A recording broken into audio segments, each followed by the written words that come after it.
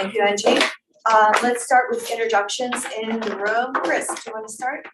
Hi, I'm Chris Ogren, Houseless Response Analyst for the Coordinated Houseless Response Office. I'm Nick Levak, Deschutes County Administrator. Steve Rakowski, Embedded City Manager. Andrea Lum, Sister City Council. Patty Dare, Deschutes County Commissioner. Megan Perkins, Spence City Councilor. Kat Zwicker, Redmond City Councilor. Casey Carpstein, Deschutes County Sheriff's Office. I'm my special assignment is school resource officer, but this summer I'm actually assigned out China Hat Road. Barry Prosser, Assistant City Manager, Sisters. Jordan Wheeler, City Manager, Sisters, everyone. Tony DeBone, Deschutes County Commissioner. Mark Bitzel, Patrol Captain, U.S. Forest Service. Eric King, City Manager, Fed. Nick Derby, City of Bend. Stacy Whitty, the Executive Director for Whitty. Thank you, Stacy. Thanks for coming today too. Okay, good. All right. Anyone online that was seeing Angie? Good afternoon, Tammy, or good morning, Tammy Bainey, COIC. Hey, Tammy. Anyone else? Jeff Wilschmacher is Oh. present. Jeff? Jeffrey? No, I have a son named Jeff, so I can do that, I guess. Jeffrey, where are you? Okay, and Dan Meritor is not on there. Okay, all right, thank you so much. I think we're good to go. Approval of our minutes. I did have one small correction to the minutes, Chris. Okay. I think it's on third page. It says, because there were 3 of our commissioners were at the last meeting, it says commissioner in the second paragraph. I think that was my question, so I would just add a dare. Oh, okay, under 6, the incident committee. Right above 6. Oh, okay. Oh, Commissioner there, I see. Okay. It just says commissioner. Yep. Were there any other corrections to the minutes? I would move approval of the minutes as corrected. And there are 2 sets of minutes, so there's a set of minutes Oh, right, from we'll the do 7th. these first, yes. These are from the 7th, or July 20th. That would be July 20th minutes as corrected. All second. Any further discussion, all in favor? Aye. Opposed, okay, and then we have the 27th minutes. Is there a motion for those? I move to approve the minutes from Thursday, July 27th. Second. Any further discussion, all in favor? Aye.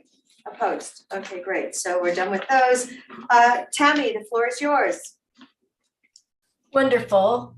And it won't let me show my video, but I did comb my hair, so, but at least you can hear me. And I know that our chair is in the room as well.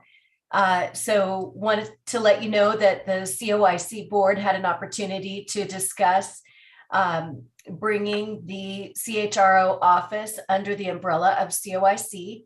It's important to note that that would be a dotted line, and meaning that the CHRO office would work independently and keep its governing structure and everything. But what we would offer would be the sort of back of the house support. That's fiscal, that's staffing, that's monitoring, reporting, those sorts of things that are required.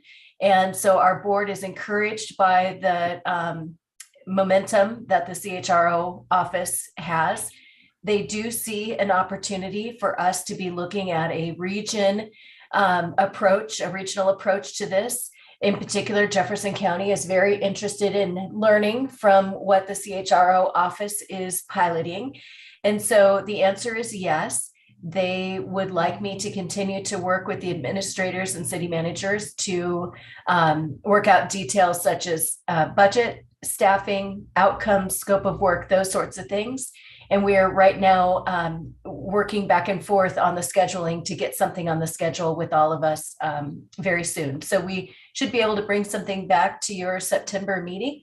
But right now, the answer is yes, they're encouraged. And I would leave it there for any questions that you might have. Great, thank you so much. The answer is yes. Do you think in 30 days we'll be able to have more of the details taken care of? Yes, so we should be able to bring back some draft documents in that time frame. We are looking at an October 1st transition time frame, but again, it's just dependent upon any of the details that I can't imagine there's something we get hung up on. It's relatively straightforward, and everyone, really you are us, and so this is a very natural sort of partnership. So I don't foresee anything that we haven't discussed previously. And so, I would imagine that we'd have something draft to you by your next meeting. Excellent, sounds good. Any other questions? No, great. Okay, well, we've actually allocated you 20 minutes, so We are That's okay. We have plenty to cover I today. know, so we we'll do. move on. I That's just- okay. this is great. Okay, thank you so much. Just a desire that with these documents, because I know that I would be interested in having ample time to review that stuff before Yeah. the meeting, because I think it's important to really look through that thoroughly and make sure that we're all getting what we want out of this relationship. That sounds great, okay. So our next meeting will be on the 21st of September, I believe. Okay, just want to put that in the minutes so we know. Yes. So we don't feel that we need to have any review or a work session with the transition prior to the public meeting on the 29th? Good, just, That's a good question. Great question. I feel like We it's probably, abundantly hopeful that we could just do it all on the 29th, but we might need a little homework. yeah, maybe it depends on, what we see from COAC might necessitate like another follow-up meeting. So I think we can just agree to be flexible there, and if things come in and you guys would like to have a work session about it, I'm happy to facilitate that. Does that sound okay? That's Okay. Okay. Sounds great. According to our minutes, we always have to be flexible. One person or three can call a meeting, so we can definitely do that. And Chair, Yes. just September 21st, just so it's on our Oh, radar. we're gone. It's also the Association of Oregon Counties. I was just gonna share that. Thank you so much for reminding me. Klamath County, so just so it's on everybody's radar. Right, that's an AOC It's a regional meeting. Focused specifically on our region, so it's important. I know. Yeah. Okay, We can maybe chat offline if we decide we need to reschedule, or if you need to designate Counselor Perkins to run the next meeting, right, either way. okay. And it really depends how quickly Tammy can get some draft documents out. And, so that if there is stuff to review ahead of time, we can do that and So Yeah. make it. Tammy, are you still hearing us? How soon? I am. Yeah, how soon do you think you could get a rough draft to us to kind of eyeball this transition? Counselor, we are working on it right now, and because we had anticipated that the board would be supportive of some variation of partnership, we've already started on the documents. And so we're not starting from scratch, and I would imagine that we could get something to you by the 1st of September. That's incredible, thank you. Wow, No, September 1st. If I may, they haven't had a chance to go to our board yet. And so our next board meeting is the first Thursday of September. So I just always want to add that caveat that our board has the opportunity to, give their insights as well. And we'd want to make sure that that's incorporated. And I would also make sure that everyone knows our meetings are open to the public. And so if there's, engagement that any of the CHRO board members would like to have with our board, you're always welcome there as well. So that means your meeting will be September 7th. Correct. Okay, all right. Okay, anything else to follow up on? Chris, what do you think? Oh, sounds great to me. Okay, all right, now we have a bylaws discussion. Mickey, Chris. So I can start. So Mickey and I, staff, took in the board's comments at the last meeting and made some changes to the bylaws. And so this is a clean version, but we have a very ugly track changes, lots of comments document that we're happy to share on the back end, but figured, so we didn't need to have that in front of everybody today. But I think the major changes that were made a lot of Andrea's comments or Counselor Blum's comments about more clearly delineating the role of the advisory committee, the CHRO board, and then the office. And so hopefully we captured your wishes there. And then we also included some updated language with kind of the HLC representative. So you'll see that they're currently listed as a liaison to the board, which would be a non-voting seat. And then Counselor Zwicker noticed something that I was going to bring up as well. Let's see, what page is it on? So it's under the attendance policy, which is technically the third page of the document. It is. And that last paragraph, prior notice must be given to the office staff if a planned absence occurs. A board member will no longer be able to serve on the board if they fail to participate in any scheduled board meetings for 90 days. And so there was just a little bit of a conversation. There's some vagueness there, and it might be worth adding a little bit more clarity. Well, I think it should be an unexcused, because I think things come up, and so just like Patty having something, so it should be an unexcused, and it should be a number of unexcused absences within that 90-day period. So if you miss 2 out of the 3 meetings, quite obviously, you should probably be replaced by someone else. And I think another question that would be helpful for some direction on is, it says a board member will no longer be able to serve. Does that mean that, like, you know, just as an example, say, sorry, Commissioner Dare, I'm gonna use you. Say, Well, thank you. say Commissioner Dare doesn't come to any meetings for 90 days, they're all unexcused. Does that mean that Deschutes County no longer gets to participate in the CHRO board? That Or means would it, somebody else. would it mean that we would elect somebody else? I think I you think, should clarify yeah. that, Yeah. but somebody else would be appointed from that Governing. governing entity, because that's Yes. their role. So like if I were to not show up, then they could choose a different counselor to fill this seat. And you, and the city of Redmond would choose on, Yes. okay, perfect. Yes, That's how I helpful. got here. Okay, fantastic. So we'll add that wording. Yep. Okay. I will make those changes. Are there any, have folks had an opportunity to review the changes? Are there any other questions or points of consideration? I would have an ask, which is, each time this document comes out, that it have a date on it. Yes. Cause I've got 20,000 Yep. different copies, Yeah, and just throw page numbers on the bottom. It's a real easy click. Yeah, Happy so to do that it. we can absolutely say, oh, page 3. That would be helpful. I appreciate the changes. Yeah, the whole, Where- yeah, the whole bylaws. So. We are mentioned as board and then that the advisory committee. Is that kind of what you were hoping for, Yes. Andrea? Yeah, It's that's a lot clearer. Yeah. The only question I had for the board is under public comment, each regular meeting will end with an opportunity. Do you want to be specific at an end, or do you want that to be really at the discretion of the chair, vice chair, and just say each regular meeting will, include an opportunity for public comment. I think we'll include. Yeah. Okay. Because if we have an overabundance of time left, great, but if we are running at the end of the clock, we may not. And there may be an opportunity, Maybe there may be a time when any- you wish to have yeah. public comments to start the meeting. Yeah. Yeah. Just so it's your If there's discretion. a bunch of people here and they have to leave, Yeah. Okay, I like that, good change. Great, thank you.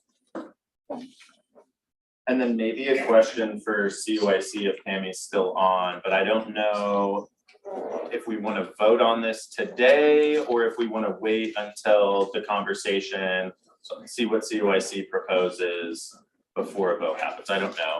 Tammy's still there. Yep. Tammy, you have some input on that? I would say that it might make sense for us to go ahead and wait.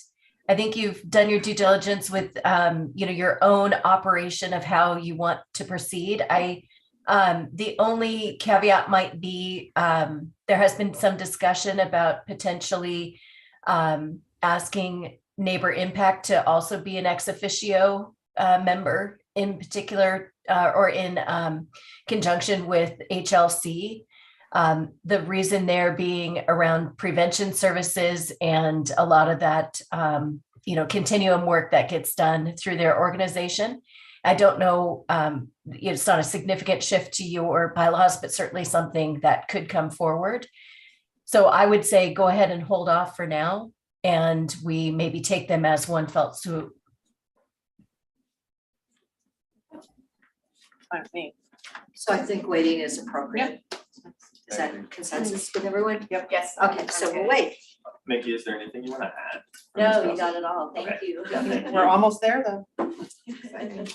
Oh, and one brief update while we're still on this. We did submit the strategic plan on Monday. The staff at the state that's responsible for reviewing that is out on vacation. So I will let you know as soon as we get confirmation that we're good to go, but it has been submitted. Excellent. But you did get a confirming email that they have it, right? I got the out of office, so Yeah. I think They that must have counts. So if they come Respond from my. From Mike, yeah, that's true. That's a good So point. Chris, if they come back with a lot of things last minute, can I say that the lack of sense of urgency on their part due to vacation doesn't? I think we have a strong negotiating point there. Yeah. Just checking. Okay, well, thank you very much, Chris. Yeah. So that's good. All right, so we do have some people in the room. We're talking now, public agency roundtable planning.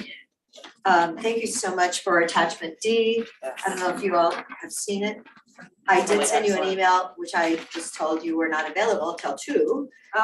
Okay, so I know, on the attachment D, sisters, actually, that is the Forest Service.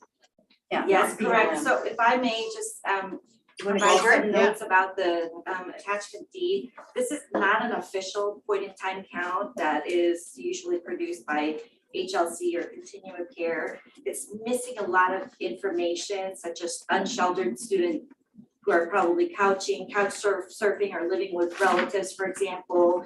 Information is fluid, it's rough estimates. For example, you know, I heard ODOT might be clearing camps. They're not, they're cleaning, but let's just say if and when there's a camp clear up, you know, this data would already be old information. But you did want information about where are the encampments at? So I approached a few service providers and outreach and case managers, boots on the ground folks. And I asked them, what can we share? What kind of map, you know, where we're not providing exact locations of people and putting unwanted attention on our houseless population, and this is what they were able to share. But again, this data could be already old and inaccurate. It is already inaccurate, so, but I think it gives us a sense of like, where are the encampments that we didn't even know that's where they were located before, so. No, I think it's excellent. Thank you so much for doing that, because we've been asking for something like this for quite a few months, maybe a year. And it's, you know, at least it gives us a range. I was trying to add up, okay, so plus or minus 1,500 at like the top end maybe, but somewhere in there. And yeah, so appreciate this. It's just, you know what? Because we're dealing with people, it's never going to be like exact tomorrow, but at least maybe yesterday this was exact. In a range. In a range. Yeah, in a range. So I think that's why we feel that it is an emergency to have our roundtable and to go from there. So. Yeah, definitely, it definitely illustrates the problem, right? And the importance of this roundtable coming up, particularly in those areas that are outside of the cities themselves, so. Thank you for this. It's important for us to see this information.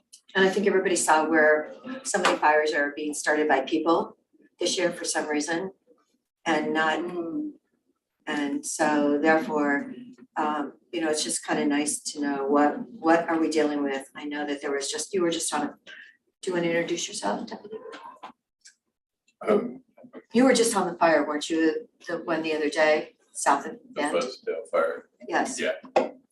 So it's Officer Ditzel. Oh, Officer did, so maybe he has a better, apparently it was started by someone.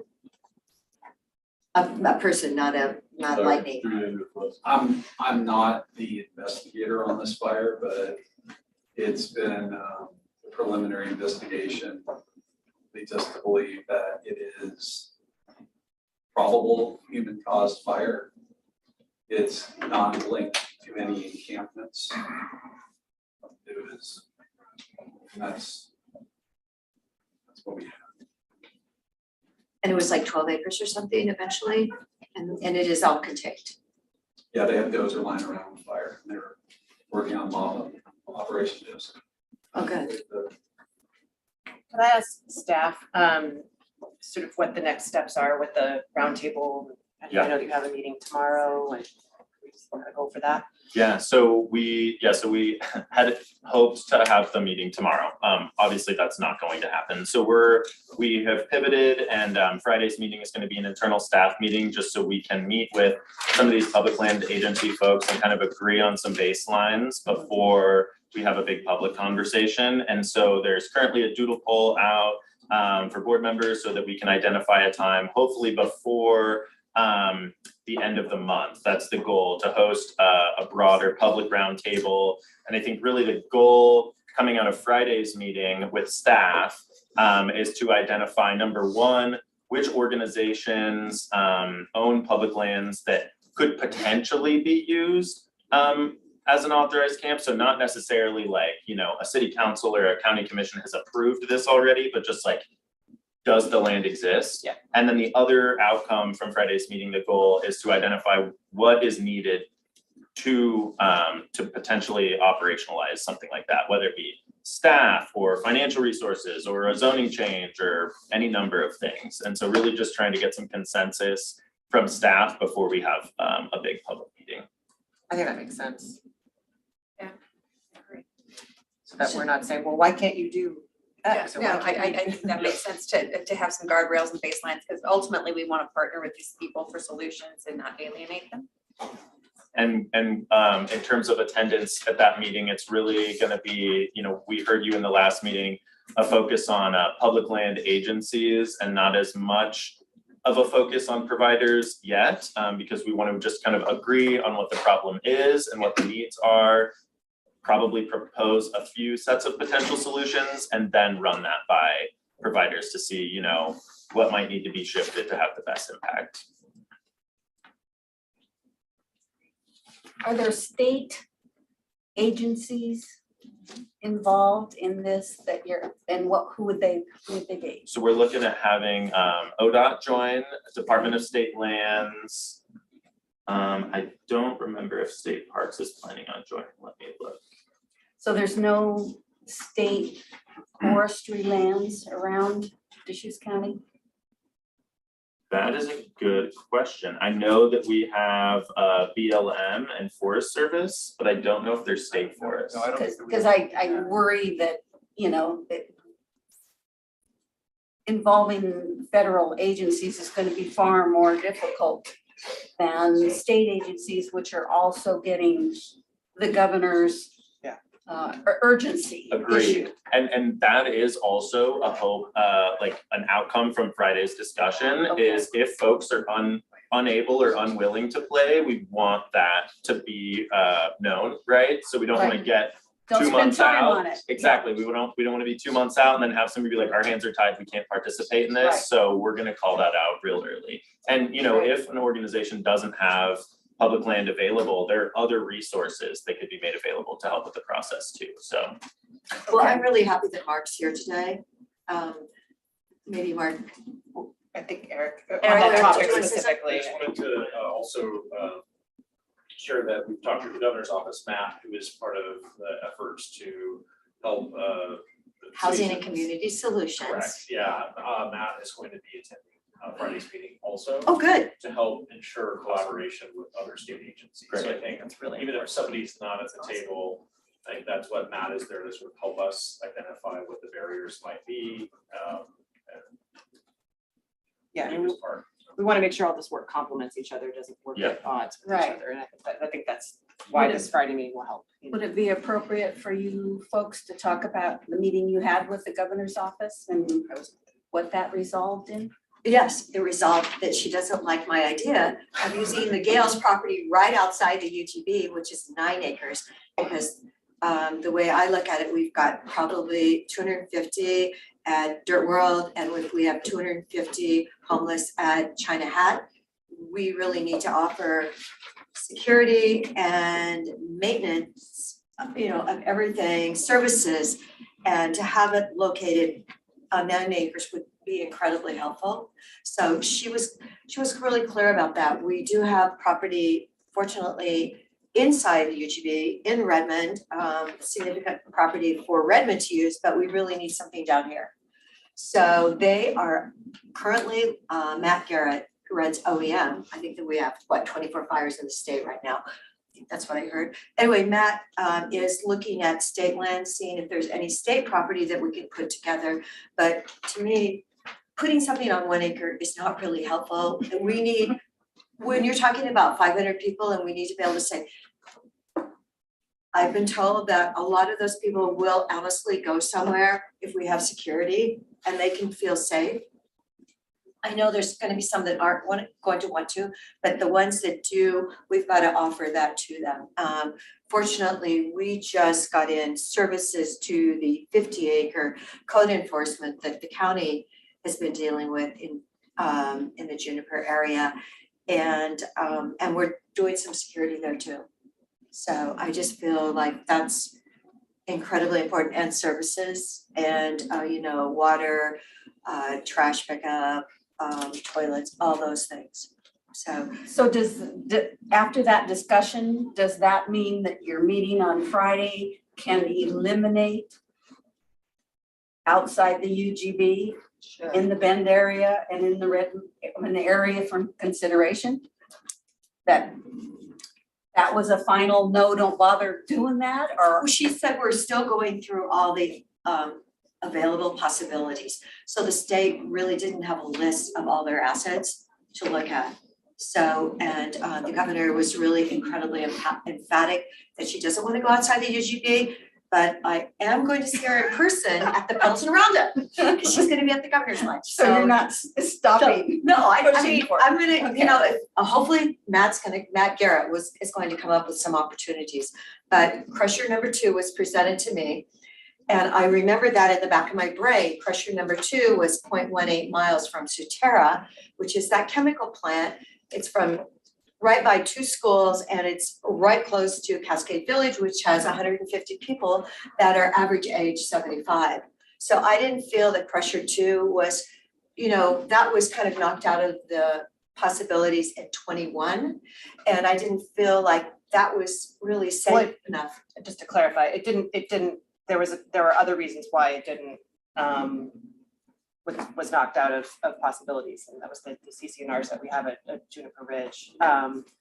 But I drove that, I was at that site and drove to the school, and it's a good distance from the school, and it would take quite the hike to get from Crusher site number 2 to the nearest elementary school. I just worry if we continue to be want the perfect site, just like it's never a perfect time to have a child. There's never going to be a perfect site. Yeah. For, we have to do with, we have to use the tools that we have right now and the land that we have right now. And I think if I had to guess what the governor was trying to get across, I think that's exactly what she was trying to say is let's see what we have inside the UGB and let's make something work, because something is better than nothing.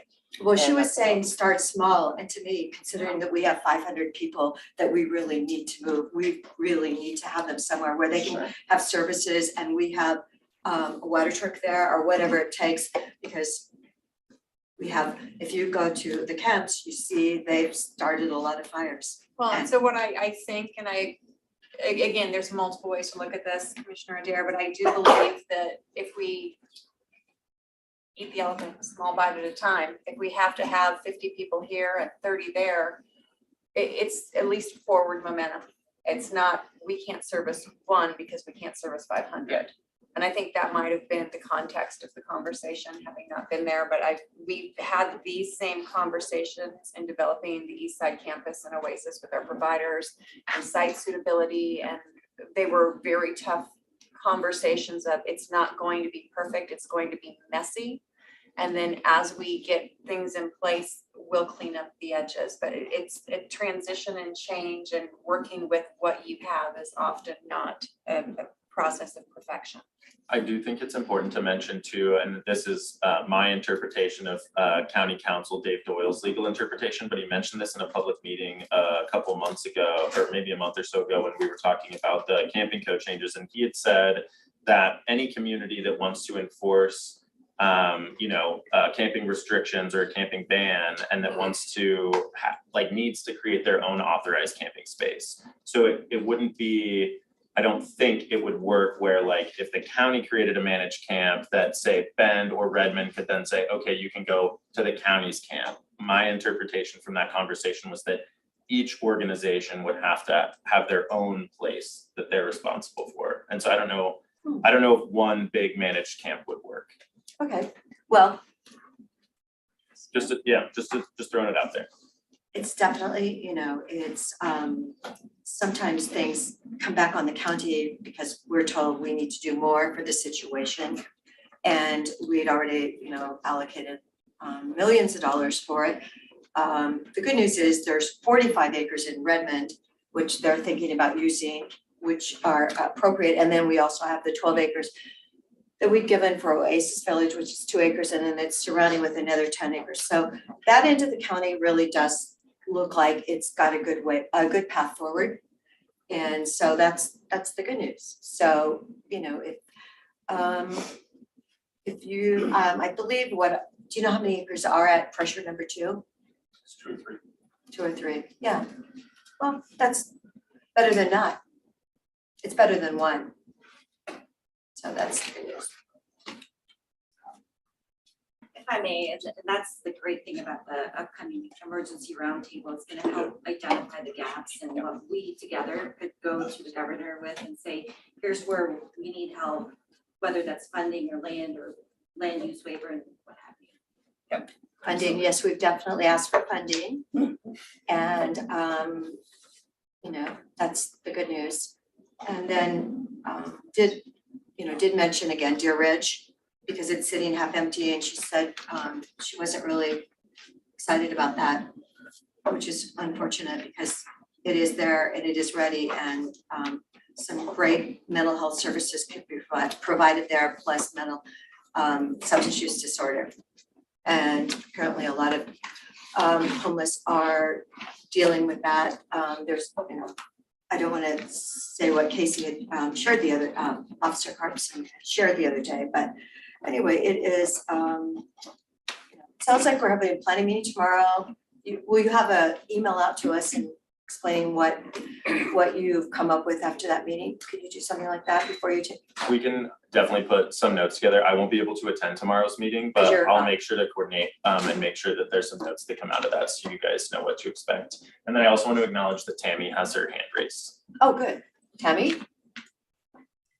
Thank you. I just wanted to note that speaking of funding, I'll be in the room wearing the MAC hat as well to bring forward the opportunity of some eligible funding that could be able to complement the discussion that you just had. So some of it is not eligible, but where it's gray, we will push, and where it's clear, we will see if we can come up with some funding. We do have additional funding at the MAC that could go toward this purpose. So Chris and I will be walking that closely together. So how much, Tammy? At this moment, I couldn't say what could be eligible for the spend that you are currently discussing. Services is where the funding would be most likely eligible, but it does need to be directed toward getting people not just into a managed camp, but into shelter or housing. But I think that the governor's office is requesting, for example, in the letters that she sent, connection to the MAC, that if we meet our goals that we have already laid out, which is the 111 new shelter beds and the 161 households rehoused, we can use funding that we have left over with less restrictions. So all of it is evolving and changing almost daily, which can be frustrating, or it can be a good thing. And in this regard, we'd want it to be a good thing. Right now we have just under 800,000 that is left, but much of that will need to go towards services to support the existing commitments that we've made. But we may have a project that does not go forward, which could free up a significant amount as well. So what about RVs? Are you guys pushing on that? Because that's what we've been, our conversation has been with the governor. We have we have a large group of people that don't want to go to the navigation center, you know the story, or Bethlehem Inn. They want their RV with their things. And is there any way that she's going to change her mind on allowing that to help with funding? So again, I think if we meet our original goals that we are required to meet, and I have every reason to believe that we will. We just signed the contract today for the 75 units with the Old Mill Inn and Suites, and that will be utilized for rapid rehousing. And so that is an example of the governor's office allowing us to be unique to complement the needs that we have in our community. And I mean community by region. And so there could be the possibility, Commissioner, that that is a yes. But again, when we get to the defined ask, that's when we go to the governor's office and ask for some guidance, some input, and some recognition of the nuances and challenges that we have. Great. Oh no, that's really good news. That if you can meet all those variables, then we can go on and go down to the RVs as we see it. Now, there's a lot of them out there, and it would be nice to be able to get those houseless people at least help with where they feel their personal life possessions are with them and their pets. So I know that's incredibly important to an enormous number of people that are in Deschutes County at this time. So just so I kind of trying to walk this through here, seems like the first step is have the conversation behind the scenes about, funding, what land's available, who's in, who's out of this discussion.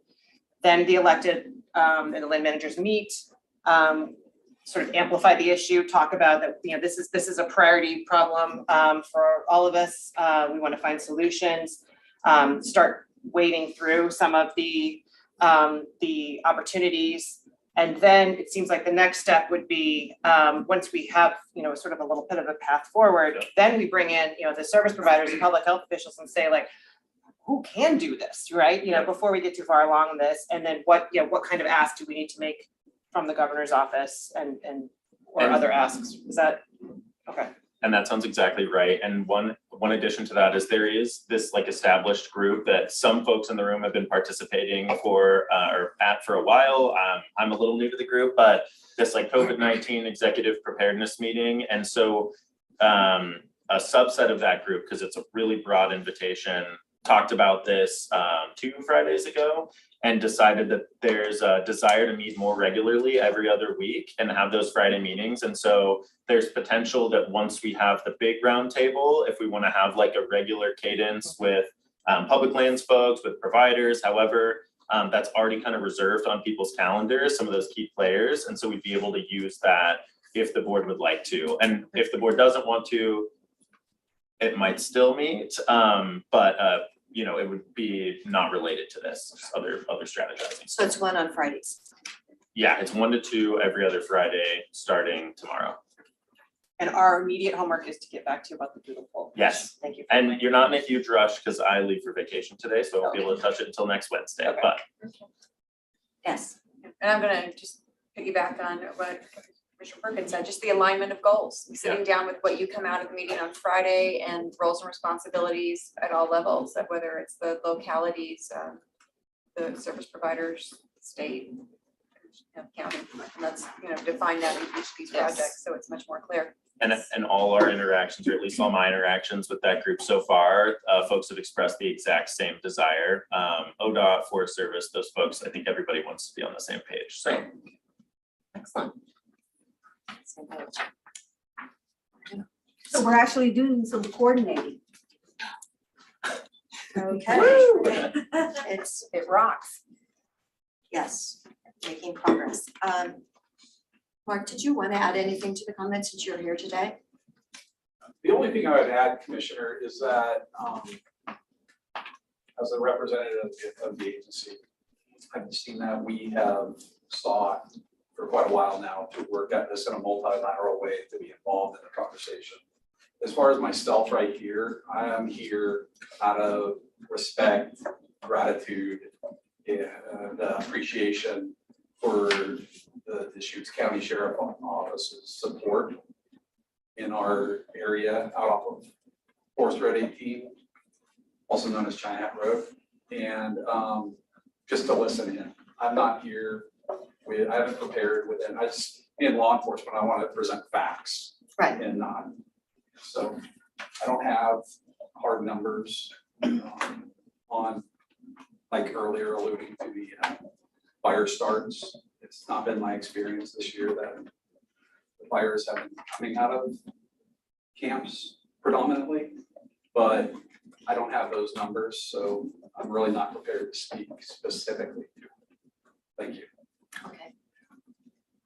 Well, it's amazing. The other day when the fire started, I got a text from one person and the next 5 minutes later, Holly Juke sent me a text. So it's really nice to know that, you know, hearing from people that are, and the, you know, the capability to put it out as quickly as they did was really reassuring, because that whole community has been dealing with a lot of threatening situations for quite a while.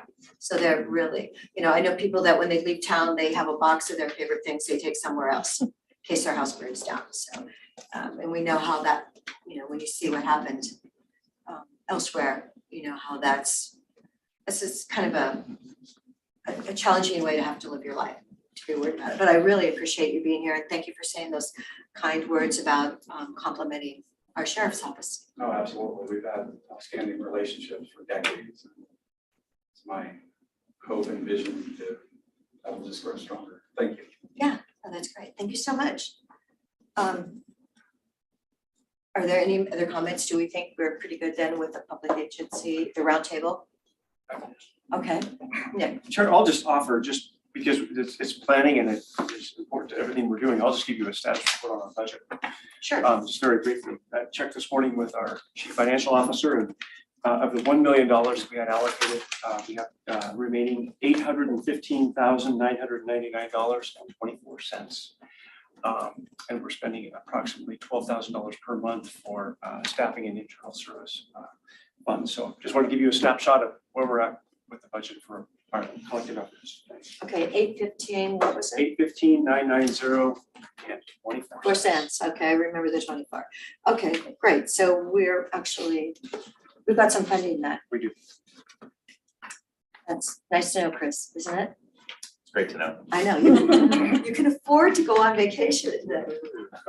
Because are you still working 50-50 then? I am, yeah, and I was gonna ask, do you know, so, yeah, we'd submitted a bill to CYC, and I wasn't sure if that number had been included in that 815, like if the reimbursement had been paid or not yet. Good question. It may not have been. I haven't. Okay. So I mine can is follow up Chris's with our latest CFO. pay. It would be plus, actually, CYC would be paying the county, Oh, very so good. it would be, I think, maybe potentially plus like 10 or 15,000. Okay. Even better, thank you. I'm not surprised by that. I'll ask our CFO. Okay. Are we, okay, thank you for that. That's good to know that we are still in the black. Excellent. Officer Karpstein, I believe you have the floor now. If you want to just identify what you've been doing, and thank you for coming today on your day off. You're welcome, Commissioner. Sorry about that. Yeah, got in uniform on my day off. That does not I look good. never can wait to take this thing off, man. So Deputy Karpstein with the Sheriff's Office. Again, I am a school resource officer at 4 schools here, 3 Rivers, Buckingham, Tumalo, and Terrebonne. I was assigned to the China Hat Road area probably since, I want to say June, maybe end of June. And I've been working with the Forest Service. They've been great and helping me, because as a law enforcement officer out on China Hat Road and dirt road is very dangerous. So it's nice to have cover units available because sometimes our patrol guys are tied up on other calls in the county. So my cover could be miles and minutes away. You know, I've talked to some people about this, and from the mental health and behavioral health. And, you know, we were talking about like how dangerous it is. And they're like, you know, it's not too bad, but they're, you know, when you're driving out there with the Subaru Outback and you're delivering them water and you're giving them supplies, it's probably not as dangerous with a guy that's out enforcing the law out there. And so, you know, I deal with a lot of people that do not want me out there, period. Whether they're flipping me off, whether they're yelling at me, whether they're telling, I had one guy telling me he'd shoot me, so forth. I mean, just, it's on and on and on. There is a lot of homeless people out there that I have gotten along with and have gotten support because they even tell me how dangerous it is out there. And so the boundary road, we call it, there's a few campers there that they don't necessarily, they want to continue to be houseless and move somewhere else because they keep getting broken into. Somebody said that they tried to get their tent set on fire from one of their exes. And so it's just a constant battle between these houseless people out there. It's like, you know, the own little community, and they're dealing with things that we deal with in Deschutes River Woods. It's just at the extent that it's out on China Hat Road. And they not all get along. I can tell you that. But my main focus was not necessarily to answer up to patrol calls. I mean, I will. But my main focus was to drive those roads and try and make sure that we are suppressing fires before they get big. Looking at campfires. I can't enforce a campfire. Forest Service can. I can't. Only time I can enforce it is if it leaves that fire ring. And then I could be looking at like a reckless burn where I could use the Forest Service possibility as the victim, because you have to have a victim for a reckless burn. So once it's in the fire pit, I can tell them to put it out, but I have no lawful duty to, they don't have to right in front of me unless I take a photo of it and I send it to Forest Service. I have stopped probably now close to 7 or 8 fires within the fire ring. The Forest Service is great. I had a meeting with them. When was that? That's like a week ago, probably. Yeah. Anyway, yeah, and they provided me with these, and I think we should all carry them as deputies. But they provided us with these little cans. It's like it's just a spray bottle. It looks like for like glass cleaner, but it's a fire extinguisher, and it extinguishes the fires immediately. They provided me with like probably, I don't know, close to 30 of those. And I actually went around and I handed them out to all the camps. The problem when I was doing that, what I was feeling is like, yeah, go ahead and have your fire in your fire pit and just use the fire extinguisher. I just didn't feel good about handing it out. But at the same time, I'd rather them have something that's going to suppress the fire if they choose to have one, or if they have a barbecue that catches on fire or something, to that extent. So, but I handed out, and most of them were very grateful. A lot of them told me to get out of their camp. But I did hand them all out. I actually kept one for myself. But our calls for service, they're not necessarily going down since I've been out there. I'm responding to, yesterday we had domestic, or gal got beat up pretty good, and boyfriend left on foot, and trying to find somebody in the forest is nearly, it's a needle in a haystack. But we're going to now continue to look for him.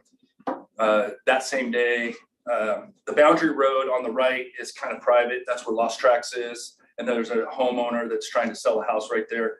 They're not supposed to be camping on that side of the road. The south side they camp because it's Forest Service. I've kicked probably, I don't know, close to 6, 7, 8 people out of there, and they've been cooperative and compliant. And I just say, hey, can you please just move to the other side? They're great. But most of the people, most of the people that are moving there, in fact, actually 100% of the ones that are moving onto that, because they don't know the area and they don't know it's private really, they're from out of the area. So like the guy I arrested yesterday on 2 outstanding warrants out of Marion County had just got there that day. Him and most of the people I am talking to that are, because I'm seeing a lot of camps pop up lately out there. And I think I talked to Patty about it. Is it Congressman Vince? Yes, Congressman Vince. And there, a lot of them, there's this nomad site, and is what I'm hearing. And I learned about it because a kid, he's probably in his 20s, moved from Kentucky here, and he had found out about it. He goes by the name Stephanie, and I think is now in Sisters, but he had learned about this site, and I've been meaning to try and get in contact with him to get the site name, but basically it's for homeless people from around the country can go to this website, and they can bring their RVs from state to state, and if they break down on the side of the road, run out of gas, they can get on this Nomad website and they will get assistance to get them to China Hat Road. China Hat Road's pretty well known now around. I had a guy that just moved from Fresno. I heard about it. I told him it's super dangerous because he camped right in front of the Smurf camp. And You might want to explain this. I'll get to the Smurf camp here in a second. But I explained to him, I'm like, you don't want to be here. And he was kind of an elder gentleman, and I was worried that he might get taken advantage of. I don't know where he went, but he was gone the next day. I was the one that I can't get into a whole lot of details, but I was the one that made the traffic stop on China Hat Road. You guys might have heard about in the news where we got lots of fentanyl pills. Lots. That's where I saw that plate this morning. That's the same car, yeah. Yeah. I mean, I got photos of it. I mean, hundreds and hundreds of fentanyl pill bags of fentanyl powder, which is extremely dangerous, and cocaine, which kind of shocks us because when we think of houselessness, cocaine, we think, Yeah. I mean, that's a pretty wealthy drug. Yeah. So, I think more white collar type drug, but I guess cocaine's coming back. Yeah, so that was a great traffic stop. So the Smurf camp is right off the Boundary Road.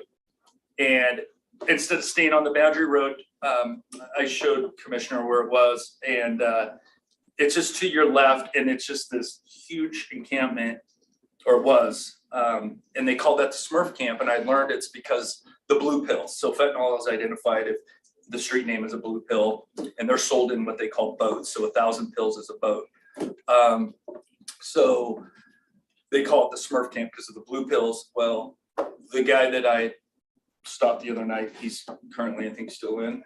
Harley? He's still in. I think he's going away for a while because of commercial quantities, but anyhow, he was Papa Smurf. So that next day after that traffic stop, I went back out there. Those two camps where he was camping, he was in a tent, the two trailers he was associated with in his car were gone. Well, I talked to one of the campers, and I think he just moved further back out. They don't know where, but they're back out in China Hat, located their camp again. But I was supposed to look at like the sewage and last week. I don't even like saying this, but I was in the camp and I stepped in some human feces. I had to go. I didn't notice it until I got in my patrol car and smelt it. Had to drive to the shop, spray my boots off. I know that other deputies have complained about that. Just human feces. I don't know where they're dumping it. I'm guessing on the ground because when I'm in these camps, you can smell the human waste and the urine, and none of those trailers or campers in the last 2 months have moved. And so I guarantee you they're probably not driving into town and dumping their trailers. I don't know where it's going. I walk around it. I haven't found any. I don't know if Ditzel has where it's just dripping into it. They probably have it capped off. I'm not sure. One had a bucket today. A bucket. Buckets, like 10 buckets. So I can show you where it is. Yeah, and so and then I'm dealing with the state laws, and so it's domestics. We had a horrible child sex abuse case right there off China Hat. I don't know where that case is at, nor could I even disclose what's going on with that case with these two children and an uncle. Horrible case right there. Domestic violences, shooting complaints. I looked on our shooting map. They can shoot there. Unfortunately, it's right across the street from Woodside Ranch houses, and they have to hear that. And by the time I get there, I don't know what camp it came from. And they aren't going to tell me the truth. They're not going to say, yeah, I'm the one shooting. And so there's gunshots happening all the time. I go into shooting complaints all the time. Thefts, a lot of the homelessness want to report theft on theft of homelessness on homelessness, Berg on Berg. You know, I mean, wood cutting, I mean, the thinning of the forests in the last 2 months, I showed a Forest Service unit, they basically got a sawmill going out there. I stopped the guy, he had a load of firewood, he didn't have it permitted. I cited him for, he's also misdemeanor drive with no insurance, no registration. He's criminally suspended. I could have took him to jail, but there's no bail, so he'd just walk out and be right back out. So I cited him, gave him his court appearance. I ended up finding out where his camp is. I mean, he's got piles of big logs, wood. You can see where the saws have been ran. I mean, he's got his own little setup going there. They're cutting down big live ponderosa pine. And so blatant, they're dropping them in their camp. Yeah. And yeah, and if you drive out even further out, that's where they're doing most of the wood cutting. They get further out. You know, a lot of them are cutting into trees and then obviously the tree's just gonna die. Spray painting all over. They have the painted tree, they call it, turn right at the painted tree. You'll see it if you drive out China Hat Road, about milepost 2.5, almost 3. But I am seeing more and more camps popping up lately, and almost every person I talk to, they're coming from out of state or out of town. One guy just came from the coast. He doesn't like it here because people aren't treating him right, so he might move back to the coast. I mean, name it. I mean, Well, in February, when I had my tour with 2 deputies, there was, in one of my photographs, there were 7 trees, big trees that were cut to the ground. Yeah. Yeah. So most of the people that I'm talking to, I'm starting to interview in different ways. I'm asking them, where are you from? Why are you here? What brought you here? The out of state ones measure 110. 100%. 100%. It's on their website. They won't be arrested for drugs. So we're educating them. So you're bringing them into Oregon, and then they're bringing them here because they said the benefits. I'm like, well, why won't you be? I talked to a guy the other day from Eugene, and I asked him why he's here. He said he doesn't like the rain. I'm like, you know, it snows here and it'll kill you. Rain won't. And he goes, yeah, I might move back, but honestly, he goes, Eugene's tapped out. Those were his words. We were taking people into Juniper for getting ready for the contractors. And we went into the camp, which is called the Fishbowl, where the guy was attacked and killed by the dogs. They still have several big pit bull mastiff mix that were barking at us while Jennifer and Christy were posting signs. One guy came up on us out with a machete. He saw our vehicles, still maintained guarding his camp with a machete. He just didn't advance at us. So we were actually guns out while they were doing that. They have, in my experience, they have no regard for law enforcement right now. I'm not saying all of them, but the ones I'm talking to said they won't go to a managed camp. You'll have to kill them to get them out of there. This is public land. This is their property.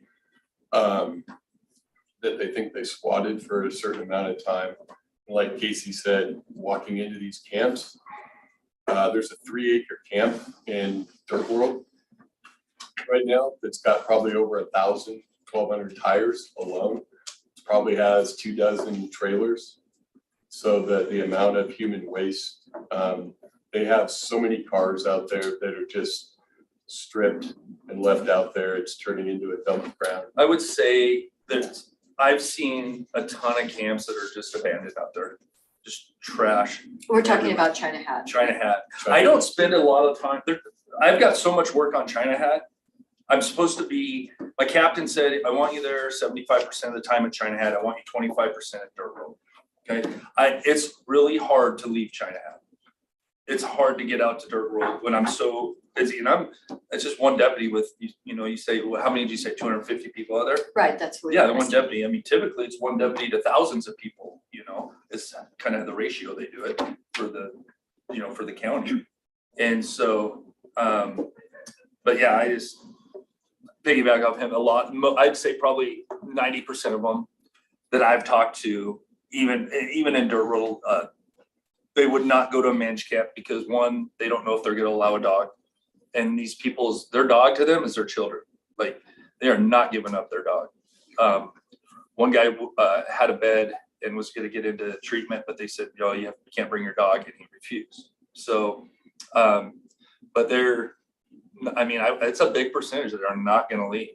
Well, the good news is though that Veterans Village does look at dogs on a dog to dog basis. Mhm. And that program has actually been incredibly successful. And the county just funded 7 more cabins for that camp, and those are gonna be available in November. Is there a tiny house place? Cause Laura, It's- a homeless gal that I've been talking to quite a bit out there, she just got out of there and she moved into a tiny home in Bend or something called. Under Oregon Villages. Right. Oh, okay, I know Laura. she was super excited. Yeah. She's out there with another guy who goes by the name of Rev, who's trying to get in to another house. Those are, honestly, I think those are the only 2 that I've talked to that are really serious about wanting to get out of there. And I've Can I talked to a lot. push back a little bit on that, just because, I think, one, you're a law enforcement presence, but also like, you're saying unmanaged camp, like, they don't, if you don't, if it's not like, we have something for you that is this, and this, I don't know why anyone would say I wanna go there. If you don't know what it is, why would you wanna go there, right? And so I think, I just wanna push back a little bit on that, because I'm sure the number is not anywhere near 100%, but I'm sure there are a lot of people who would love to be able to park their RV somewhere safe, or, have access to services, because that's my. They all want access to services. Yeah. If it's low barrier, you might want to check into our stats, our calls for service when we use juvenile for a night shelter. Because that was low barrier. And our calls for service there were 6, 7 calls a night. Because people were not, the drugs, the weapons, they weren't screened. And if you do that in a camp, Well, and put I them think all we have together, you can examples of that not being the case with a lot of our low barrier shelters. So Casey, is the sheriff gonna replace you then? I don't know, I'm done next week. You're Are you next going week. out? I go back to the schools. Like vacation. Yeah, I'm back to the schools. I'll leave it at that. after next week then? Yeah. And then Deputy Blaylock, you're gonna be out there? I'll be out there. Okay.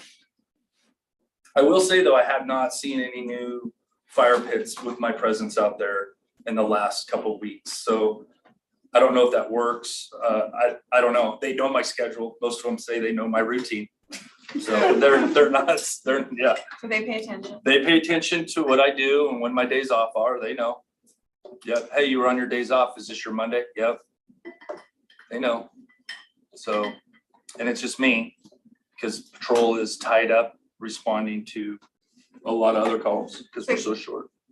I'm just gonna walk this back. So you feel that even if we came up with lightly managed opportunities for them to have access to minimal services, trash, sewer, water, kind of facilities like that, it wouldn't be beneficial and they wouldn't find that a reason to move? Some will. Some will. I mean, you gotta understand, some of these camps, it's gonna take weeks to clean up. I mean, there's a camp right now that needs to have a bulldozer to come in and I've then- seen that. and it's, I mean, when I first went out there, I asked every person I talked to, I'm out here for fires and you need to clean up your camps, period. Or I'm gonna start citing for offensive littering. And so when I did that, their camps did start getting cleaned up a lot, but then they're just dumping it and they're asking me for, what are those yellow trash bags? I'm like, no, I don't have those. So I don't know if that would help. I mean, it would definitely probably help some and it would clean it up a little bit. A lot of them are abandoned. I mean, you're talking, there's a lot of cars out there that are just sitting there that have been already ran through and abandoned camps like Ed Bear's camp. I haven't seen anyone there since the first week I was out there. There's a lot Because of he was them. wanted, the SWAT team got called out to his camp. He's bounced, he went somewhere else. So. And I realize we see things through a different set of eyes. We do, we know that. We do. But the Well, that's why thing Stacy's is, here too. the thing is, there's dangerous, it's dangerous out there. Yeah. My wife doesn't like us going out there. Uh. Either do, it's, you could step on things. I mean, it's no different than being, We I do worked have, at TriMet in Portland, and it was the same thing, just not as concentrated. So just be careful when you build a camp, because some of these trailers, they're definitely not gonna make code. Yeah. Motorhome, they put wood stoves in them and then they're burning down. Well, I So remember Juniper, that they actually had like wooden chalets built, and then they have chimneys coming out of them, where they've taken wood and built structures. they are, and then they're starting on fire if they Yeah. don't do the right things and stuff. I talked to a lady yesterday, I felt so bad for her, so thick in smoke. I asked her, could I take you anywhere, get you out of here? And she said no. And she was very nice, you know, the one way I told you. I work, yeah, But she was hitting an inhaler at the same time, so I asked her, can I take you out of here? And she thanked me and said, no, she didn't have anywhere else to go. And I said, well, I'd take you anywhere. And she said, no, I've been out here. I asked her if she would go to a camp and she said no. they do get upset too if I stay too long at their camp. So they think that everyone's watching, they're now a snitch, and it's very dangerous for me to stop too long. So if I stop at a camp, they're saying, hey, you need to move along, you've been here a little too long. I hear that a lot. So, you know, I was They're in asked, their home, right? I mean, it's Yeah. the same idea. Think about it. so they, If Jennifer and Christy were out there the other day by themselves, and that guy was out there with the dogs, then we're not there, so it's kind of a Yeah. double. I have dealt Yeah, with for sure. Katie and Tiny, I think, they've been great. They're awesome to work with. They let me know a lot of information on what people are. You know, because a lot of them do have warrants and we do pull the warrant list. I'm actively looking for a couple right now. But you know, some of the things I got approached by two. The other day I was sitting in my car and it was night and they kind of snuck up behind. I didn't see them when I was parked and they knocked on the window, just scared the crud out of me. And so, but they wanted, you know, hey, can you give us, you guys need to give us some flashlights. I'm like, I have a flashlight. This is one of my tools that I use. I don't have a flashlight. Well, we all need flashlights. It's dangerous out here. We can't see when we're walking on China Hat Road. It's dangerous because there's cars going back and forth. So, but yeah. Hear from Stacy Yeah. too. Oh, absolutely. My name is Stacy, do you want to Reed, introduce yourself? Yes, and I'm thank you so from much. Reach. Thank you so much for, because it's very difficult and challenging out there. I've been going out to Dirt World and kind of have for the past 7 or 8 years. Because of the trust I built, probably not the safest, but I do go out on my own. Because of the growth of the camps, we are now tending to find 3 locations at Dirt World where we meet folks. So we actually set up a time, they pass the word around, and then we can meet people. The other reality is I don't send my staff out, I go out and my car was getting so beaten up, you know, as you go like 20 miles into China Hat. But I've known most of the folks out there for the last 7 or 8 years. I think when we look at this is a spectrum of any type of population, right? Whether you're housed or unhoused, we've got those that are just creating major havoc and trash. And then we have another group of folks out there that are working. We bring so many work clothes and gas to get to work, and people show us their verification that they're working, both at Dirt World and China Hat. I've been asking people, what does an authorized camp look like? What does a safe camping environment look like? There is a population that I absolutely agree are not going to take advantage of it.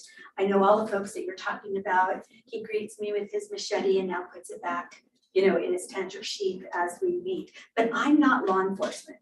You know, I'm that person that's coming out, that's helping you get your ID, that's helping you get your birth certificate, that might be bringing you water or diapers for your children out there. I'd like to offer to the Forestry Department and the Sheriff's Department what we do for Bend.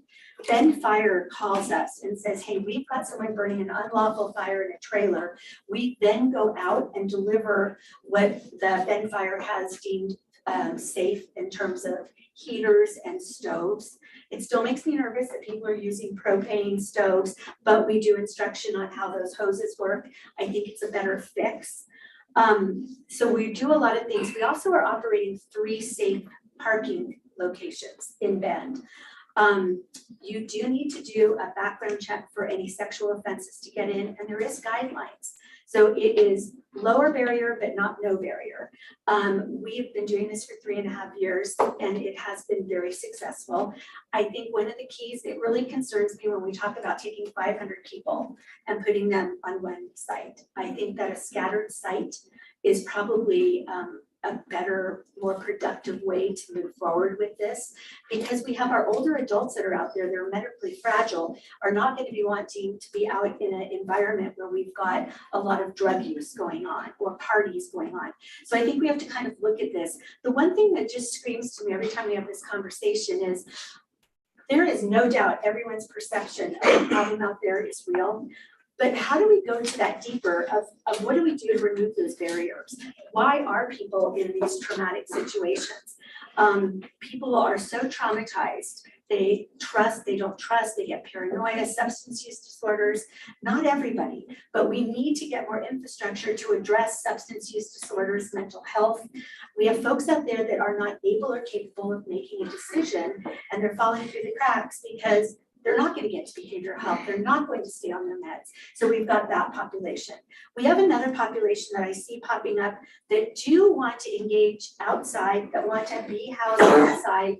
And I think that in working with them, it has to be some guidelines, but it doesn't need to be, taking dogs away. But there's got to be some buy-in. And we're seeing some of these little groups that are being successful and need some some guidance, I would say, and some support with that. But I think it's also our approach in how we do this. Folks have been out there a year to 20 years. I just met someone, and they are calling the shots. They have had to answer to no one. So I think how we present this, and I think that's where Katie and Colleen and Tiny and their team and other service providers like Kobo and us that are out there, boots on the ground, can help to navigate this with folks, keeping in mind there's going to be that group that's not going to engage in that way. What we're also seeing is the numbers increasing because once Hunnell and Clausen closed, we have now moved people. It's kind of like a bad game of whack-a-mole. We've moved them out to Dirt World, we've moved China Hat. I am getting called to streets all over Bend and in Deschutes County, where we have people popping up that because of the camping code, they're moving, constantly moving, and many of their vehicles don't move. So we have to try to figure out, how do we set some things up so people can get some stability, have some safe infrastructure. And I think that's where the service providers can work closely with other entities to provide this. And my family, my husband met someone from the sheriff's department at a dog park. And when this sheriff found out that I go out to these areas alone, oh my gosh, he gave my husband an earful. But I have built a different relationship. And so I see all the harm and I see the danger. The gentleman that was mauled by the dogs, I was actually his emergency contact. So I was contacted about his death first. And it does concern me because we have kiddos out there. So we also work with CPS where we won't share too much information, but they can call us and say, we have a trailer out here that's unfit for children. So we can make sure that we go out and bring tents and help them set their things up, clothes out of the trailer so the kids can be safe in their surroundings in there, and also bringing out ties and tethers for the dogs. Because that's another huge danger that's out there. But in a snapshot, I think working on shelter beds is critical, both for our higher barrier and lower barrier, increasing our safe parking capacity.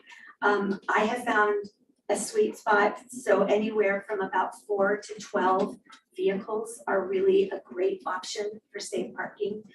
So at those three the three safe parking spots, Yes. what is your range then at those? Right now, unfortunately, it's 2 to 5. So one location has 2 spots, one has 3, and one has 5.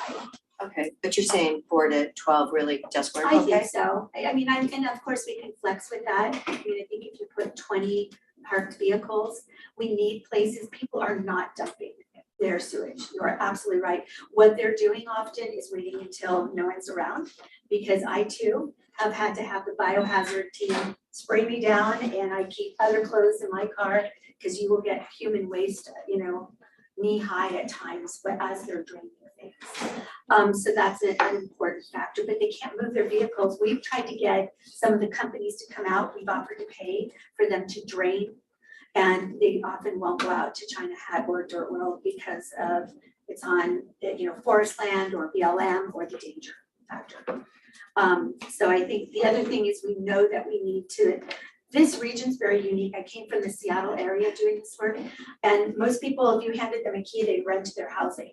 People here, I think, are in many different groups. Some will go to shelters, some want housing, and there's a large population that wants to stay outside. So how do we set up infrastructure for that to work for our unhoused community, law enforcement, and our housed community and businesses? Because it's not fair for the housed community or businesses to have people defecating in the front of their businesses or walking around finding syringes. So we need to kind of really look at our region in particular and what infrastructures we need to add. Stacy, thank you so much. Is the safe parking that you're referring to, is that at St. Church's sign? Yes, we don't advertise a lot publicly, but because we are really tight about you cannot just pull your car in there. So we're out there. So we currently are at the Unitarian Church, at Antioch Church, and at Nativity Lutheran. They are all in close proximity to children. So that's why we cannot have anyone with a sexual offense. And then we communicate closely with the preschools, the high school. These are all within Bend, and so we do communicate with Bend PD. And they, right now, if you're on that safe parking spot and you're not registered or licensed, no one will bother you. That's one of our case management goals, is if you're gonna have the privilege of having a vehicle, let's work on getting you legal on it. The minute people drive off and we tell them, you are beholden to the laws of the road. And so we work closely. We also are making sure that people are VI SPDATed, which is an assessment to get onto our coordinated entry list for housing. And you need to work with your case manager to come up with a housing plan. And that's just not like, oh, I want to go into housing. That is actually doing the applications, or I want to go into, we have an 80-year-old woman right now. She doesn't want to go into housing. She wants to go into an RV park. So we have her on a list for an RV park. And someone else is on a list for assisted living, an older gentleman that is battling a lot of medical conditions. So do those turn over like every 90 days? Do you I have? wish. No, I mean, because I know that's how Rick Russell has set up their program, that they really. We originally did that. So we were the ones that operated up at Mountain View originally, but to get to Redmond, and so Rick grew the program. Right now, the challenge is, when we came up with this idea of the program 3.5–4 years ago, our vision was 90 days and then you transition into housing. Problem is, you stay 90 days and housing takes 2 to 5 years. What are we gonna, so we don't just send people back out onto the street. If you are following the guidelines, if you are creating plans, a lady and her husband and 2 children have been with us for 9 months. They are moving Sunday, found housing. And so we can help with deposits, we can help with application fees. And then another gentleman, we just appealed his denial for housing, and he just got approved, so he'll be moving in the next 2 weeks. And it's painful and it's wonderful. It's painful because it's one person at a time. And it's wonderful because it's one person at a time and we're seeing successes. But how do we grow these models? Right, I talked to Mayor Keebler about it a long time ago, because I know that it's incredibly successful, and I think your numbers were really good. Yes. And if we could just do a bit more of it in our Yes. community, because I love your model. And I think We met yesterday to talk about that, and I just want to preface, we could not do this work. This is not like Reach is doing amazing work. What we are doing is partnering with the sheriffs, with the police, with the fire, with, Mosaic Medical, Neighbor Impact, and DCBH, and COVO, and all the entities, and I think that's what makes us stronger. Because if we have a mental health crisis, we know that our ability is to a certain point to de-escalate. I'm well trained in that. Then we want to make sure we're bringing in the professionals as well. And that's where a lot of collaboration and communication comes in. Well, thank you so much for sharing today, and all the best to actually expand what you're doing, because I walked door to door in Redmond last October because we were expanding county property in Redmond for safe parking. And, I hear from one of the neighbors a lot when somebody drives by down the street too fast, but that's okay. Right. It's actually, I believe it's working. So do you do the generators and everything there? Yeah, we actually have a congregation member that offered to do solar. So we don't do generators because of the neighbors who are Right. concerned. So we're doing solar, and then we have electrical, and then access to water, porta potty. that kind of thing. It's pretty, it's pretty bare, but it's working. When we first started this nonprofit, we were engaging about 100 times a month. We're probably about 550 to 600 engagements a month right now. That's not unduplicated. And there's two and a half of us that are doing this, our team. And then we do a lot of support at the motels and at Shepherd's House, things like that. We are getting calls about bus tickets out of Bend. We are not in the practice of sending someone out of Bend to send them houseless somewhere else, so we vet that. We want to make sure you have a plan. Have we actually called and contacted with your vet or your family member? And then we also do, we contact parole and probation also because we want to make sure someone's not on paper. Because when I first started this very naive 18 years ago, I, in my good heart, sent someone out of the area that was wanted by the FBI. So that was a really good lesson that we need to make sure that people are not, on paper. And so those are hard conversations that we have with folks too. And DOT contacts us to come out and help facilitate exits from land. Yes, Great. yes, thank Okay. you. Thank you so much. Thank you for that. Thank you for all sides of the issue. This is outstanding. Are there any questions for anyone today? Thank you for Yeah, all the thank work you. that you're all Yeah. doing. For what you're This doing. is hard work. Lot for. And I'm sure it small weighs staff. on you. It's on you guys too. Yeah. A lot. Great. Oh, good. Well, that's nice about the solar. Yes, it's wonderful. That's good. Okay, we do now have, I believe we have public comments. It's a couple minutes early, but we could go ahead with any public comments. Are there any comments in the room? Oh, Commissioner DeBonne.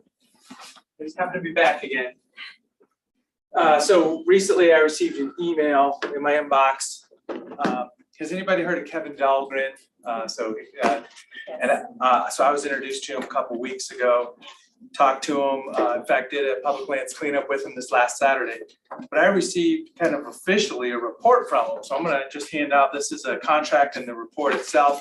I've got about 8 copies, so I'll make sure everybody down this way gets one. And so, as I say, I am just piecing together what was even going on here.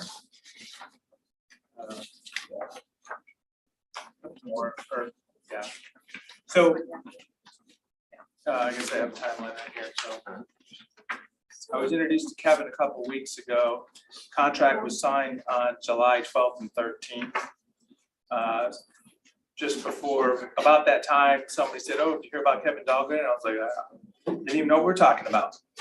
I was emailed this report as the chair of the county commission on August 8th, so last week, I guess. And when I saw it, and it was in a Macintosh document, I couldn't even open up here at the office, so it was just kind of funny, but I didn't know what it was. So I just want everybody to understand this. Since then, I talked to Kevin Dahlgren. In fact, we went down the public lands cleanup Saturday down in La Pine area. He heard about it when I was talking to him last week. He said, "Oh, I'll come to that." So we spent a couple hours together on Saturday, in fact. This is where I'm, unveiling a report. Yeah, I guess is what's happening here. But as the sheriff contracted with Kevin, and in the contract it said email the chair of the county commission. And I think the concept is, I can send a couple more. I just got 2 more. Concept is that it could have private information. They don't want to be seen as a public service or a public safety agency making assumptions about people they're talking to. So the sheriff contracted, sent Kevin in, and this is a report. So I'm just sharing with what's going on here. We can digest it. I'm just letting you know, I'm just bringing it to this body. Commissioner Chang, he can be notified too. As I say, it was in my inbox just this last week, and I saw the contract today for the first time. So that's really what put it in perspective for me. So I knew that this would be the place for this to be able to share it. So don't need to take it anywhere else right now unless there's any questions. I had an opportunity to speak with this gentleman for about 30 minutes, and he's a straight shooter, but he is probably one of the most educated persons I've talked to on homelessness. Said he'd been doing it like 30 years, came from Portland and all sorts of stuff. And he's worth talking to. Yeah, so it's a point of view, and everything's up for discussion these days, but this is a report that was provided to me by the efforts of the sheriff. Interesting. Thank you very much. Something for your nightly reading? But, and, yeah, I mean, I can provide it electronically too, as to say, this Yeah. was a printout that got copied, so it already created. Okay, great, because some other people in the room might want to get that, and we need to get it one into the record. So do you have it? I just shared it, but I will make sure that I leave with that and it goes into the record. Okay, yeah. There's a color, nice copy Nick has now, Okay. it was in your inbox.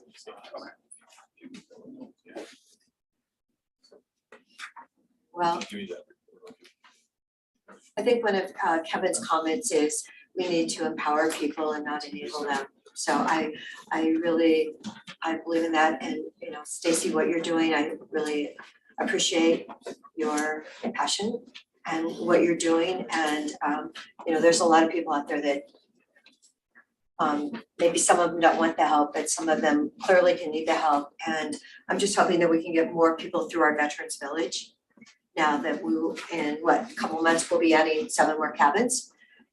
The program there seems to be really, we've had 15 veterans already move on to housing.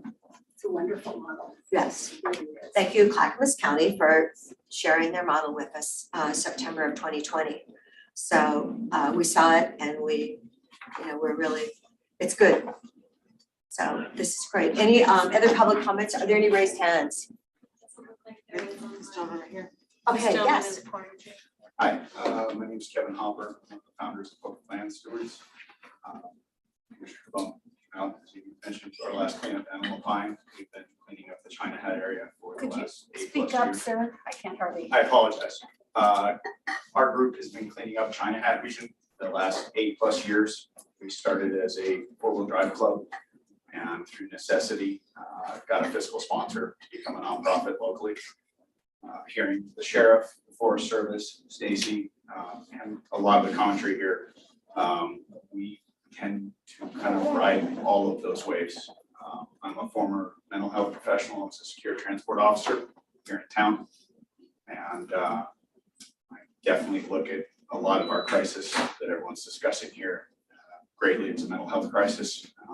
People don't enter the lands with mental health issues. Quite often, it does turn to that. Safety on a regular. Most of my crew are concealed carry holders. Our safety is a big thing. Mental health out there, it's a big component of what's going on. Happy to hear and see everyone involved here, the time and commitment. Glad to hear Kevin Dahlgren involved with his perspective. There is no one path into homelessness, and there's no one path out.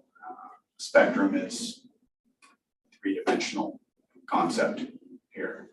And, I think it's going to take a lot of different ideas and a lot of different solutions to addressing all which Central Oregon is experiencing. And I know that myself, my crew, are definitely ready to be a part of it. And want to be at the table, at least be listening as to what's going on, because it affects simply the cleanups we do. It's a lot more than just cleaning up the forest. It's something that we're very passionate about and don't want to be doing forever. So what was the name of your group again? I'm assuming it's a 501c3? We are fiscally sponsored by Discover Your Forest. Okay. Public Land Stewards, PLSN.org. I have enough stickers for everybody. But just appreciative of everyone coming together to work together, because it's what's needed. And you've been doing this for 8 years. Central Oregon Land Cruisers started cleanups out there. Started with a teenager in a club. They ran over trash one day and decided that they needed to do something more about it. All the adults said, sure, we'll do a cleanup. Oh, thank you. So this year we've pulled over 300,000 pounds of trash and cars off Giant Hat alone. Saturday was somewhere between 30 and 50,000 pounds out of the pine. Barely scratched the surface down there. We are seeing some change out of China Hat. The front area that was cleaned that hold 96,000 pounds of trash in 4 hours on a Saturday, 110,000 pounds of cars the day before. While that area has been rehabited, we have to look at the positives here. You have to look up to see it, but a lot of people who have rehabilitated that front area directly in front of the golf course starting to make piles now, bag trash. And that to me is somewhere moving forward. People actually bagging and coming into encampments, cleaning up other people's stuff. They just don't have the means to get it out of there. Those little changes are huge. There's a lot of trash out on a public glance, and I don't think it helps anyone who's living out there's conditions. Stepping out of your trailer, or your tent, into what is kind of a landfill doesn't help anyone. No one would want to live in that. Sherman, I had one more thing I forgot. Sure, I of feel course. terrible, I forgot this. Reach is very small, but we started a program a few years ago with the Bottle Drop. Bottle Drop offered a small amount of money for us to come up with an idea. So we have a cleanup program that's going through right now. It only is involving 10 participants. But what we've done is we have 10 folks that are unhoused community members that meet with us, do a training, and then they do 2 hours a week of cleanup in a specific area, mostly around the central district. They have their vest, they have a lanyard identifying who they are, Ben PD knows that they're out there. All of their gear, the gloves, the bags, the grabbers are all kept at Bottle Drop. So they go in, they grab their things, they sign in, then they call a case manager who then meets them at the end of their 2 hours. And we can only do 2 hours. In exchange for that, we want to make sure they're cleaning up. We want to talk about housing, mental health, substance use disorders. But then we do give them a gift card for $30. So it's $15 an hour for cleanup. And every shift ends with a case manager out there doing visual. And like I said, we have 10 participants. 10 right now. And that's about the max we can do until we grow capacity. The nice thing is that we've had some folks that haven't been able to make it. We do a 30-day trial. You cannot come to your shift under the influence. We've done trainings. I think our biggest problem to date was that some people were taking shopping carts out of people's hands to return them to the grocery store. So we've done a little training, and then the manager at Safeway, they can walk in and give those cards. It's not a huge dent, but what we're seeing is that people will come to me, and there was 2 China Hat participants that came and said, I haven't worked for 9 years, I actually got to my job on time. And he said, I really like getting some money. So he now has a job at a fast food restaurant part-time. But I think it's that empowering, and it's a sense of purpose. And I think they're taking some pride in, like, we're trying to change the optics. So I just want to mention that because that's a program area that we'd love to grow as well. I love it, yes. So, It's kind of like the welding program at Deer Ridge where yes. 12 inmates are going to be certified in a year, and they can actually leave the place and have a family wage job, 40 to 60 bucks an hour. There's only 12 of them, trying to get that double through COCC. Kevin, is there anything else you want to add to your story? I'm sorry, Kevin. There's a million things I could say. Yes. Well, maybe you could come and speak at our group at a meeting in the future, with more than just a couple of minutes time. We are, as that's many, some might know, I go to every meeting I can that applies to what we do. Understanding the issue better from different perspectives. We all have perceptions about everybody in the room, everyone in our lives, and getting a better understanding of the issue from every angle is really the only way to actually address it. We all have our own lives and our own things we involve ourselves in. We all look through really small windows at most things, and getting your feet on the ground where it's all happening is one of the best ways to understand an issue, and we definitely want to be part of it. Thank you so much. It's really, the numbers, your trash numbers were huge. So, yeah. Amazing. Yeah. It's, I don't like saying them. Right. It's disturbing. when you think how much a ton of hay, you know, it's like how many bales it is and it, you know, and if you put it in that perspective, it's really. You have your farm girl showing up. I know, I'm sorry. Anyway, any other, public comments? Are we good? Oh, we do have, one. Linda Lemmer. Okay, Hey, can you hear me? yes. Hi. This is Linda Muir calling. I just wanted to call and to say thank you very much to all of you and to the sheriffs that are there today and Stacy Whitty, who's there. And I'm a big fan of all of your work that you've been doing in this process.